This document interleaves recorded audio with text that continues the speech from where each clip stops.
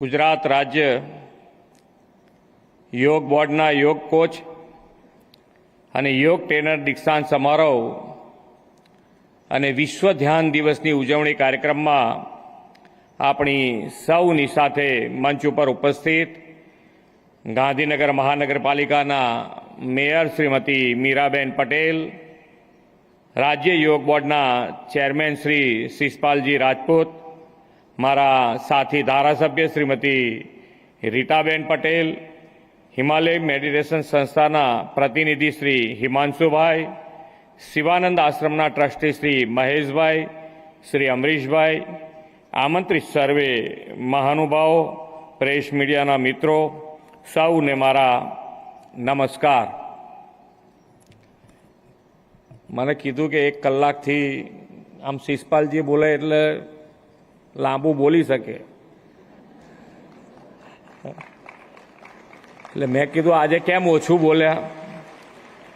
તો મને કે તમે આયા પહેલા કલાક લીધું છે બરોબરનું.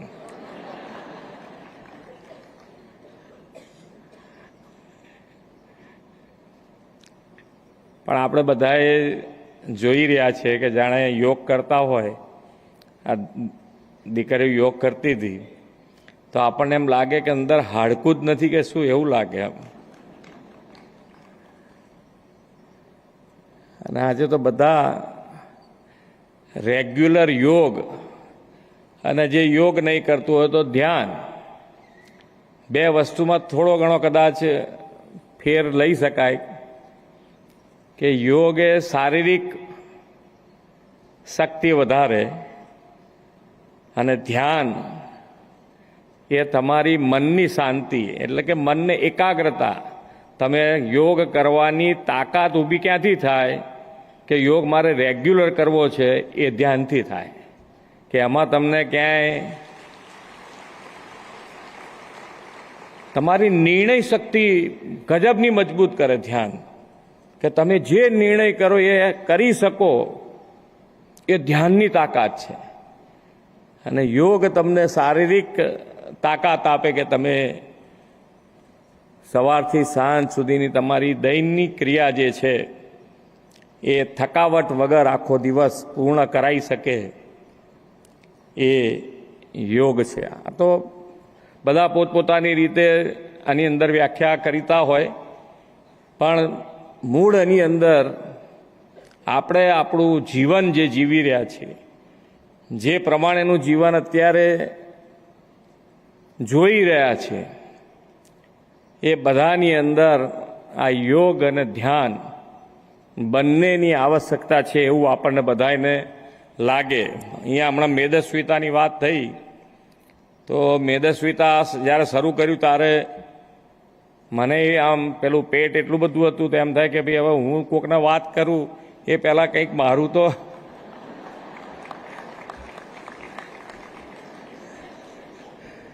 તો આ યોગ અને ડાયટ બે સાથે મળી અને અત્યારે થોડો ઘણો કહેવાય 1.5 ઇંચનો ફેર પડ્યો છે.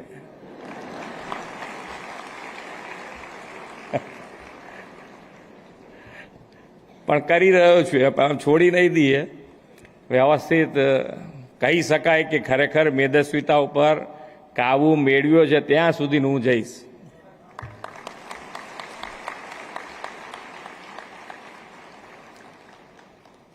આજે 21મી ડિસેમ્બર, સૌથી ટૂંકો દિવસ, અને આજે આપણા માટે ભલે ટૂંકો દિવસ છે પણ દિવસનો સંદેશ બહુ વિશાળ છે. ધ્યાન છે અને આજના દિવસ પણ ધ્યાન દિવસ તરીકે ઉજવાય છે. ધ્યાન એ ભારતની પ્રાચીન પરંપરામાંથી ઉપજી આવેલું એવું અમૂલ્ય વરદાન છે જે આજના ઝડપી અને તણાવભર્યા સમયમાં પણ એટલું જ પ્રાસંગિક છે. એ માત્ર આધ્યાત્મિક સાધના નથી, પરંતુ માનસિક સ્વાસ્થ્ય, ભાવનાત્મક સંતુલન અને સર્વાંગી વિકાસનું શક્તિશાળી સાધન છે. વર્લ્ડ મેડિટેશન ડે બહારની દોડધામમાંથી આપણી આંતરિક શક્તિ ઉજાગર કરી અને મનને શાંત કરવાની પ્રેરણા આપે છે. સંયુક્ત રાષ્ટ્ર સંઘ દ્વારા 2024થી 21 ડિસેમ્બરે વિશ્વ ધ્યાન દિવસ ઉજવવાનું નક્કી કરવામાં આવ્યું છે. ભારત તો વિશ્વને આધ્યાત્મિક માર્ગદર્શન આપનારો દેશ છે અને ગુજરાતે હંમેશા આત્મશાંત શક્તિ, સંયમ, યોગ, ધ્યાન અને મૂલ્યોની પરંપરાનો વારસો સાચવ્યો છે. વિશ્વ નેતા અને યશસ્વી વડાપ્રધાન શ્રી નરેન્દ્રભાઈ મોદીએ ભારતના ભવ્ય યોગ વારસાને વિશ્વ સમક્ષ પ્રસ્તુત કરવાનું યુગ કાર્ય કર્યું છે.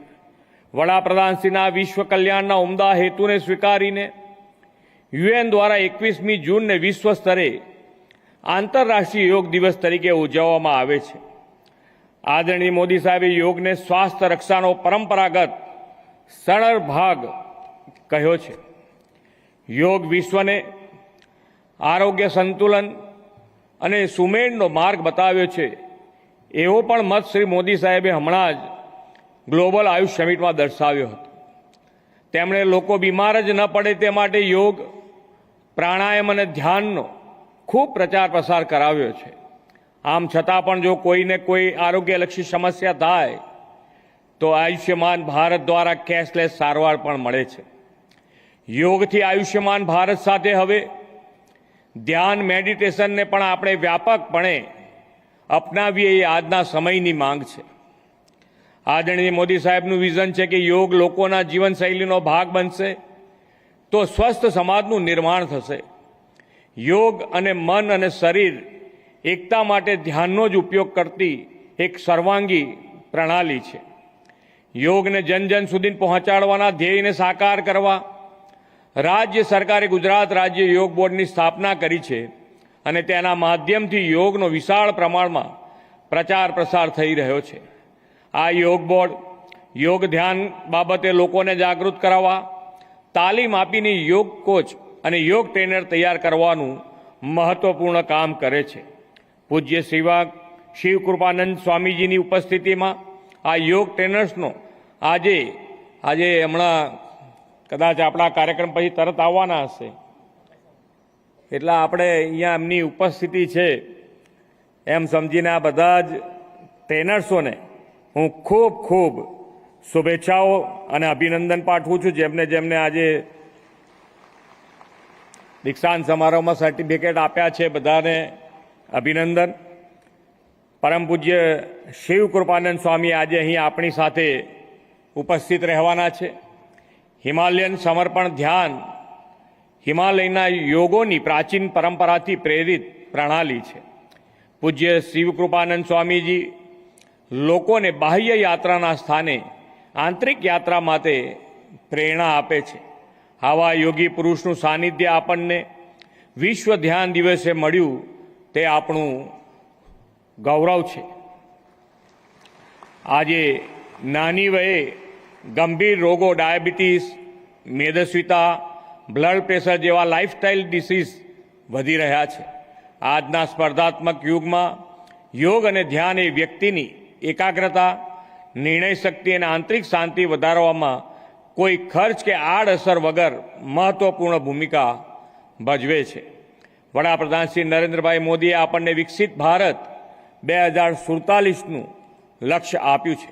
આ લક્ષ્યને પ્રાપ્ત કરવા માટે સ્વસ્થ અને સંતુલિત સમાજનું નિર્માણ ખૂબ જ જરૂરી છે.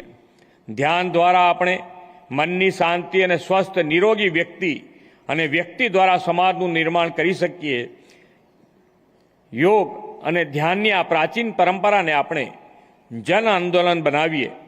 વિકસિત ભારત 2047 માટે સ્વસ્થ, સમૃદ્ધ અને તંદુરસ્ત ગુજરાતનું નિર્માણ કરીએ એ જ અપેક્ષા સાથે વિરમું છું. ભારત માતા કી જય. વંદે માતરમ. જય જય ગરવી ગુજરાત.